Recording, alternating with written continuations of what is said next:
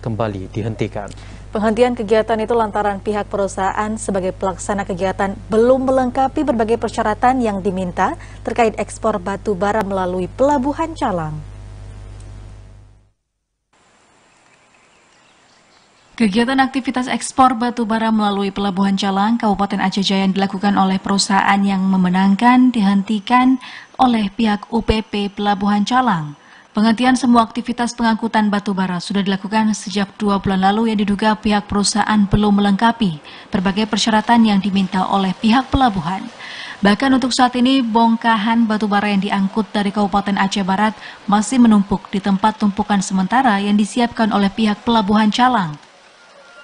Padahal batu bara yang saat ini telah berada di pelabuhan tersebut direncanakan akan diekspor ke negara India pada akhir tahun lalu. Staf bagian Humas UPP Pelabuhan Calang, Azwana Amru, mengungkapkan pemberhentian sementara aktivitas kegiatan batu bara di Pelabuhan Calang disebabkan pihak perusahaan belum melaporkan berbagai persyaratan seperti jumlah barang, kapan akan diekspor barang ke luar negeri, dan berbagai persyaratan lainnya. Kita pihak pelabuhan meminta pihak perusahaan PT Primabara Mahadana untuk memenuhi persyaratan yang nantinya persyaratan itu kita gunakan untuk mengklarifikasi semuanya. Yang pertama yang tadi terkait berapa banyak sih yang mereka akan tumpuk di lapangan penumpukan.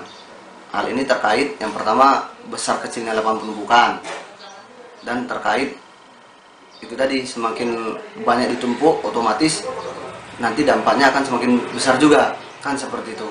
Yang kedua, kita meminta tentang rencana laporan kedatangan kapal besarnya, kapal mother vesselnya. Karena ini terkait juga, apabila mother vesselnya masih lama, ngapain buru-buru ditumpuk?